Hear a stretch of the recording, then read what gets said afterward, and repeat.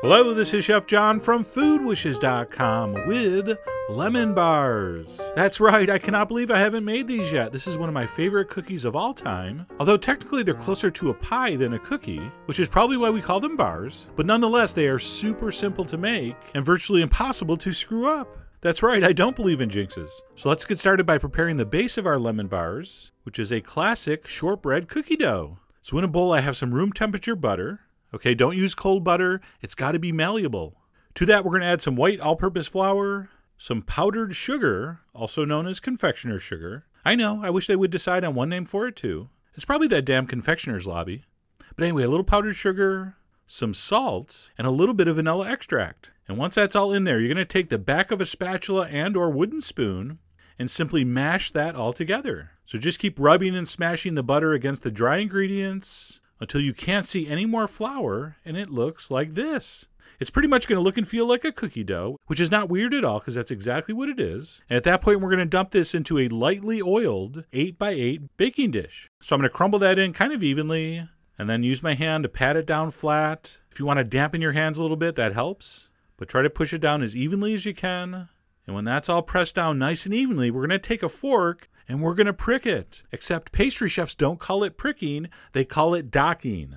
It does sound less offensive, and that's going to help this cook nice and evenly. It's also going to prevent the dough from bubbling up. And by the way, if someone walks in the kitchen and says, "What's up?" you have to say dock, okay? And once our dough has been docked, we're going to go ahead and bake this at 350 degrees for 22 minutes. And at that point, you're going to take it out, and it should just barely be starting to get golden brown. If we were going to eat these as cookies, we'd let them go for another 10 minutes or so, but we need to bake this again with the lemon mixture. So this is just giving us a little head start. So we're going to go ahead and set that aside while we make the lemon layer, which is even easier than the shortbread. So in a bowl, I have 2 large eggs, to which we're going to add 1 extra egg yolk. To the eggs, we're going to add white granulated sugar and a little bit of flour. And I like to give that a mix before we add our lemon juice. I think it's a little easier to whisk. And speaking of easier to whisk, please use a regular mixing bowl at home. I was using this glass one because I thought it would photograph better, and it ended up being hard to stir and very annoying. But anyway, I was stubborn and I persisted, and like 20 minutes later, it was mixed. And once that is mixed, you can go ahead and add your freshly squeezed lemon juice. Do not even think of making this if you're not going to use fresh lemons. And after the lemon juice, we're going to add a whole bunch of lemon zest. And see right there, that's why you got to buy fresh lemons. How are you going to zest one of those little plastic lemons? You're not. Okay, so our lemon juice and lemon zest is in. Let's go ahead and mix that very thoroughly. Do not let my editing fool you. I stirred that vigorously for at least 2 minutes. You want to make sure it's all very, very well mixed. And once you're sure it is, go ahead and pour that onto your shortbread base. Do not give it the old tappa.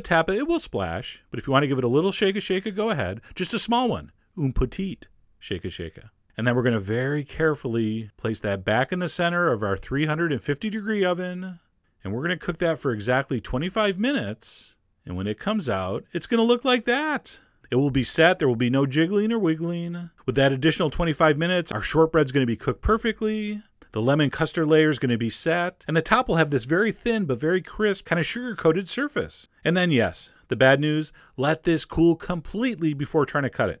And then before you cut it, get yourself a nice glass of hot water. And when the knife gets dirty, go ahead and dip it in and clean it off. That's just good technique. And if you let it cool, this will be very easy to cut. Start by going all the way around the outside. And when that's done, I'm going to go ahead and cut this into 16 beautiful squares, which I guess would make this lemon squares, since bars are normally rectangular.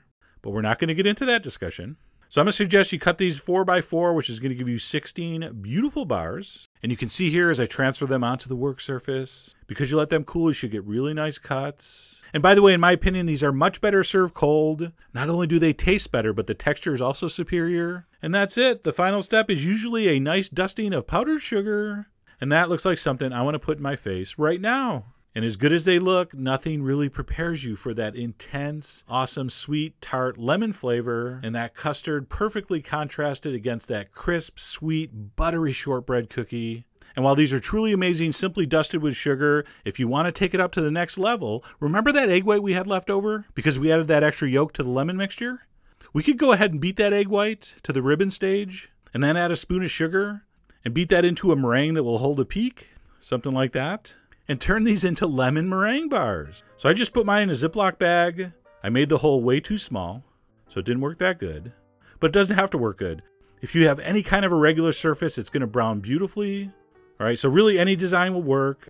I call this particular move 9 right turns. It's one of my favorites. And then as you'll see here, it doesn't really matter what kind of design you did or how you got it on here. You're going to go ahead and brown it with a blowtorch, and all those highest points are going to caramelize, and you're going to get that signature lemon meringue look.